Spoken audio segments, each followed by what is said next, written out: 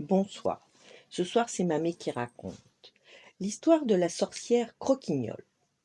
Dans une forêt sombre, chaque jour, la méchante sorcière Croquignole jouait un vilain tour aux animaux. Hé hé hé! Quelle mauvaise farce vais-je leur faire aujourd'hui? Transformer les noisettes des écureuils en petits cailloux? Non, je l'ai déjà fait hier. Boucher les terriers des lapins? Non, je le ferai demain. Hé hé hé hé! Ça y est, je sais! Je vais voler quelques œufs aux oiseaux. La sorcière sortit de sa cabane en ricanant et s'étonna du silence qui régnait dans la forêt. Elle n'entendit aucun lapin détaler dans les fourrés, aucun écureuil se sauver dans les arbres, pas le moindre oiseau chanter pour prévenir les autres de son arrivée. Rien, pas un bruit.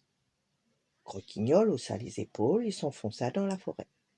Au bout d'un moment, elle s'arrêta, inquiète. Non seulement la forêt était silencieuse, mais elle était vide aussi. Quand la nuit tomba, Croquignole n'avait ni entendu ni vu aucun animal de la forêt. Quel est ce mystère? Grogna la sorcière. Mais où sont passées tous ces sales bêtes? Et elle se mit au lit, furieuse. Ces sales bêtes me jouent un tour, c'est sûr, se dit-elle avant de s'endormir. Soudain, un bruit étrange la réveilla.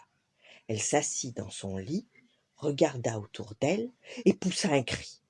Au clair de lune, une forme sombre et mystérieuse s'agitait sur le seuil de sa porte ouverte.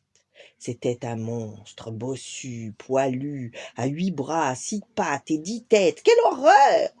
Croquignole se recroquevilla dans son lit et trembla de tous ses membres. Elle cria: « Ne me faites pas de mal, ne me faites pas de mal !» Le monstre se mit alors à rire. 3 lapins, un écureuil et 4 oiseaux sautèrent de son épaule, et le monstre ne garda qu'une tête et 2 bras. Une biche descendit de son dos, et le monstre perdit 4 pattes. Il ne restait plus qu'un ours. L'ours Gaspard. À ton tour d'être attrapée, méchante sorcière.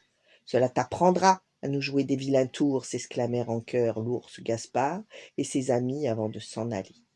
C'est ainsi que Croquignole, toute honteuse, n'embêta plus jamais les habitants de la forêt.